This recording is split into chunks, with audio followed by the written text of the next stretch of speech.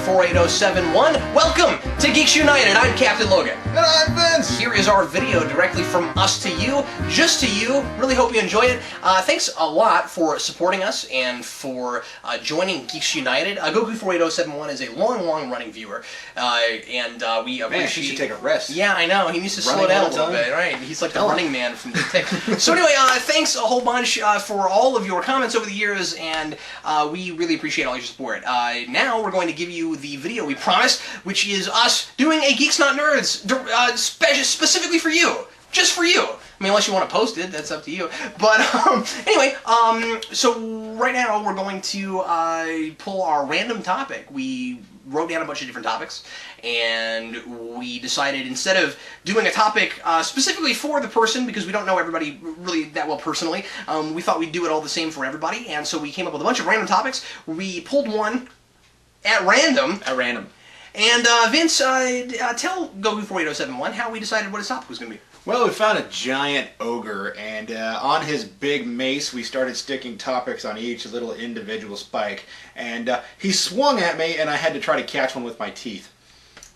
I am very good at catching things. It was dangerous. You know, it just occurred to me we should have gotten that on film. It's probably a good idea. We probably could have got some viewers for that. Well, like I said, lots of different random topics. Some of them were kind of normal sorts of GNN topics. Some of them were really weird. Go ahead and take off your hat, Vince, and let's find out what we're going to be talking about today for Goku48071. Are you ready?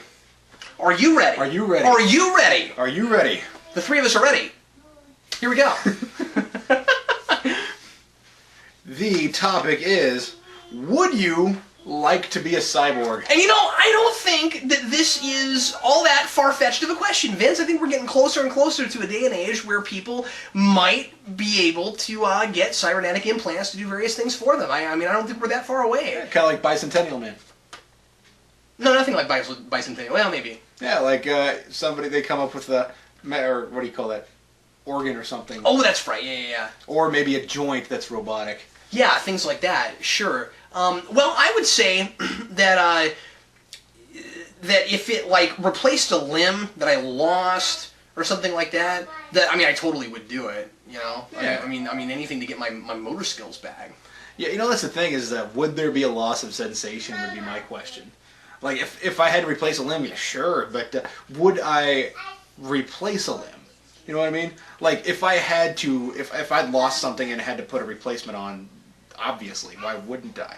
But if I had to choose, like, man, I could. I can have my regular arm, yeah, or I can put a robot arm on it. Yeah, because the thing about loss of sensation is, if you've already lost your arm, who cares? Yeah. Like you'd rather have something that did the job that the arm used to do, rather than nothing at all. That's a given. I think pretty much anybody would do that unless they were anti-technology or something. Yeah. I mean, you know, there is the idea that I suppose you could come up with a robotic arm that could have the sensation of touch. That it would send some sort of impulse to your brain. Mm-hmm.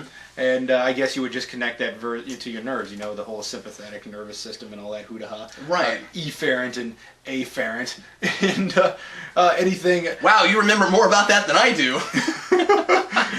But any sensory nerve, I suppose you could potentially connect something to. I mean... So you could feel again, is what you're saying. Okay. The only thing in my head is I kind of question the science as to whether or not it would feel the same. So, granted, you know, if you just have a sensor that's like, that's hot, you know, okay, maybe I shouldn't be leaning against that. Yeah, it might be nice, honestly, not to have nerve endings on everything. Because, you know, if you could have the best of both worlds where one side you felt stuff and one side you didn't, you wouldn't feel inhuman. Yeah. You know, here's necessarily. But no, I don't think I would replace a regular arm with something else. I think it would be taboo. I think it would be like... Okay, like a really conservative Christian family that doesn't want their kid to get a tattoo, it'd be like 15 times worse than that. Yeah. And that would be the thing that would make me hesitate, where like I think society and my friends and my family would really kind of frown on it. Maybe society, not on the whole. That might be, it could become a fad. You know, kind of like splicing and in Batman. Were you thinking that? I was about to say that I've seen Batman Beyond, stories like, where characters do that, you where they replace things. Do you remember splicing? In Yes. Batman Beyond, The animal thing. where they could become animals, or they could like replace parts with animal parts, and then they had kind of superpowers because, like, you know, you could be more cheetah, you could look cheetah-like, and then you had like the abilities of a cheetah and things like that.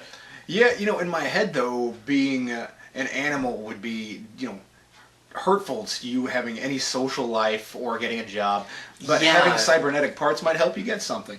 You know, if you're like, Yeah, it oh, might. I have Like- cybernetic arms. Well, they need somebody to bend things because we lost our bender. And Or- you're like, done. Yeah, or I can lift heavy things. Like me being kind of, the size I am, I can't lift as much as, say, Vince. I couldn't get a construction job right now. I can't lift enough. But if I got cybernetic arms that where I could suddenly lift 200 more pounds than I can right now, suddenly if I needed it or if I wanted to for some reason, I could get a construction job. I think I would consider getting a cybernetic spine.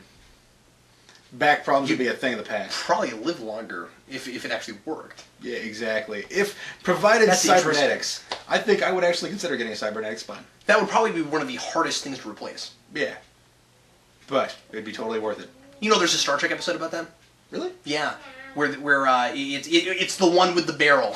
It's the one where they've dropped the barrel on Worf. Ethics. That's what it's about. It's like this lady thinks that she can replace a spine, and so wants to try it on Worf. So I'm just saying that like even in Star Trek considers that really futuristic technology to replace a spine. Yeah, that's the thing is that you hit somebody with a barrel, it makes you question what's inside that barrel. I'm thinking it's a barrel full of contrivance.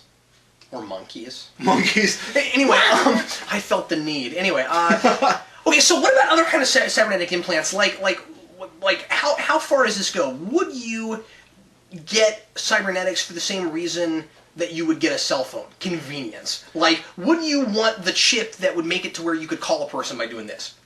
Would you want that? Would you feel less human if you had these cybernetically enhanced abilities? And we started screwing with the brain and things like that, because there are a lot of science fiction novels that kind of like warn against that sort of thing, where suddenly we're afraid of whether or not we're turning human beings into machines. I think I would consider it. I mean, mainly for me, and here's a really stupid reason, but I would consider it because I'm like, man, I'm getting tired of having all this crap in my pocket. It's like, I'm going to risk losing my humanity because I don't have enough pockets. I don't like the look of things being in your pockets. Like if I had a little passage or something that I could just clip open my arm and pull out my change and my keys or something, or maybe if I just had hang on, I'm calling my psychologist. Or if maybe there was just a little chip in your palm that you could you pay for anything with. So instead of having to carry a wallet, you just go bleep, and then everything's technologically based. Eventually, it would be possible. Would you want to be able to watch television in your brain? Where you like replace an eyeball, or and then you can just like turn on it, because the question is, how far fetched is it to think that people might want these kinds of things just for the sake of convenience, considering the fact that we're trying harder and harder to get everything in one device now. The way things are going. I don't think it's that far fetched that people would go for this. The Samsung Galaxy Tab or whatever that crap is, or the Note, that's what it is, where it's a phone and tablet in one. And I mean, we knew all that was going to happen, right? Where you were going to have a phone in your tablet, just like who needs a phone we knew that big, frankly. I'm saying. Just like we knew eventually we were going to have a Netflix app on our iPhones, and we knew that back when we had first had camera phones, that they would all do that. Oh yeah. Et cetera, et cetera, et cetera. It's all becoming more and more of one thing. And where do we draw the line? When does it get to the point where we're so obsessed with convenience, we want to physically be the thing that does all that? I gotta tell you, I'm of two minds about it. On one side of my brain, I'm like, that actually sounds freaking awesome. And on the other side of my brain, it's scary. If I could have a processor stuck in my head, to where I could make certain things easier for me, like equations. If I could just do math equations in my head, just look at a number and then just plug it in and then bam, it's done. I would do that. Would you really? Yeah, I think I probably would. I think it would become, but I think this is already true of technology sometimes, I think it would become harder and harder to impress people. Yeah, that's fair. Once we start having things like that, because what if we could do that with anything, you know what I mean? Yeah.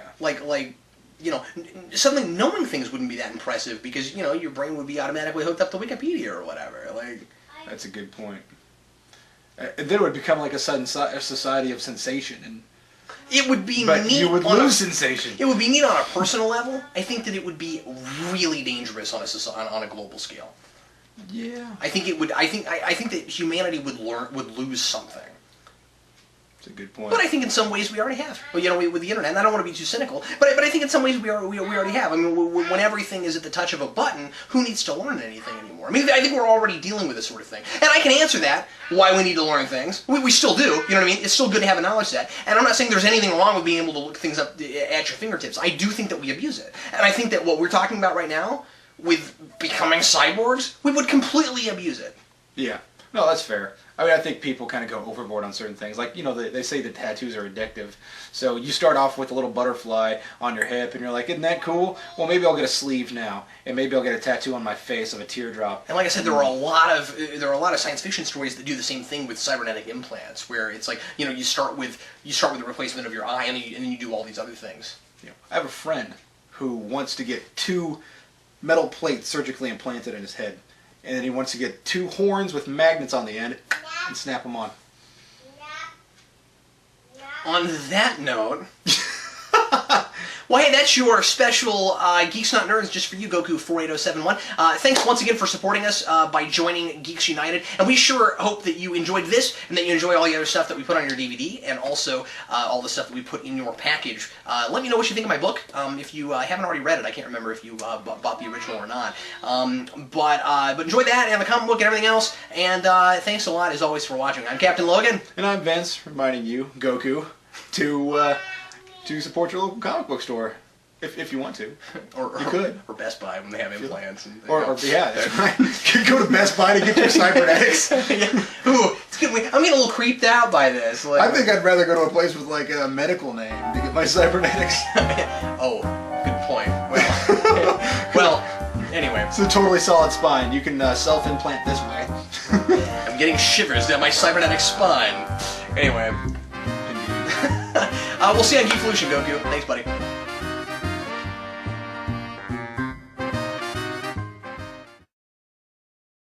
Hello, members of Geeks United. I am Dooms Vince, here to give you a good reason. A reason for even joining Geeks United. You have a chance, a once-in-a-lifetime chance, to become a Doomsayer. That is right. You can become my minions. Don't worry. Only 1 out of 5 die. That's 1/5. And to give you further reason to think that Captain Logan is a vulnerable, and why should you ever become a Logan tier, I am in his son's room, here, to destroy his son. Here, to destroy his son. His son is very ugly. He's very elfish, I think.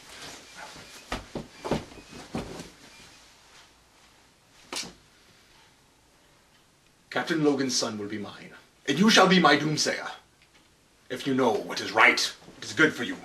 Hey everybody, this is Captain Logan, and I just wanted to tell everybody that you should totally check on the card, on your membership card, to be a Logan tier instead of a Doomsayer, mostly because of how completely incompetent of a supervillain Dooms Vince is. Hey Dooms Vince, I've just been standing on the side watching you make this little video, and yeah, my son's downstairs hanging out with my wife. Yeah, you're terrible at this whole supervillain thing. Tier number 2 of my plan is to go downstairs and destroy his wife and son. So clearly you want to check Logan tier on your Geeks United membership card. But Dooms Vince, Doomsayer is much more fun. You could steal things, shoot puppies, or not. No one dies, not even puppies, if you check Logan tier. Where's the fun if no one dies? Well, Dooms Vince, thanks a lot for breaking into my apartment, because that gave me the opportunity to, to make this little thing right here. And, you're very welcome. Yeah, no problem. I think I will go find your wife and son. Yeah, enjoy Geeks United. Thanks for signing up.